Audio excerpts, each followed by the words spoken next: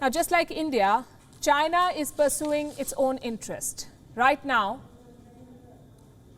that's what China is doing. But peace is not the priority for Beijing. Capitalism is. The world is worried about the Russian offensive, about the relentless bombing of cities, about the casualties and the refugee crisis. But Beijing is busy striking deals. China has secured a major joint venture with Saudi Aramco. It's a $10 billion deal. Aramco will build a major refinery in China. China is an energy-hungry country, remember. It's the second largest consumer of oil in the world. And it needs more oil.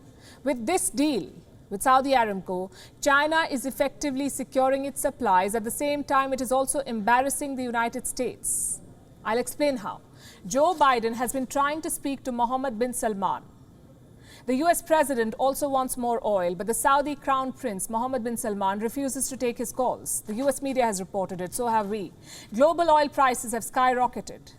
They have jumped by more than 30% since the 24th of February, since the Russian invasion. So more supplies from West Asia will help. They will stabilize the prices of oil. But the Saudis have refused to play ball. And there is no excess supply for America, they say. But for China, it's a different story. Saudi Aramco wants to work with Beijing. The invasion of Ukraine is an opportunity for China. It is bolstering its oil supplies. Saudi Arabia was first. Russia could be next. Chinese companies are mulling stakes in Russian oil giants. Beijing is encouraging state-owned firms to invest. The Chinese government has spoken with two companies, China National Petroleum Corporation and China Petroleum and Chemical Corporation. There is also interest to invest in the Russian commodity sector.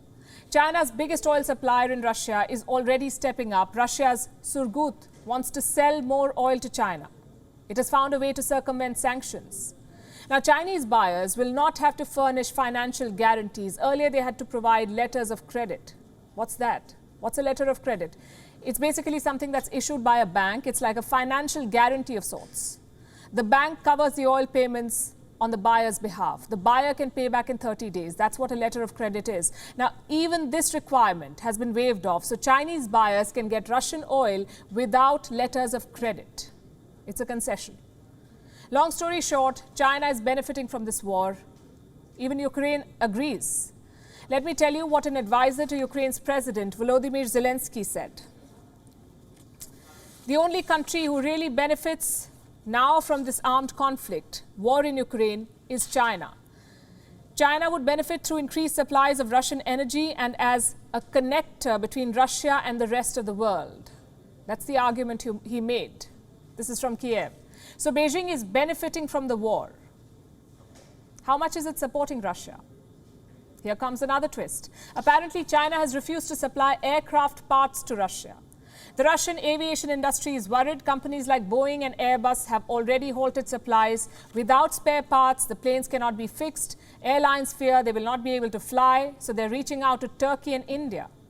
But considering the strong sanctions by the West, it is unlikely that anyone will step up immediately.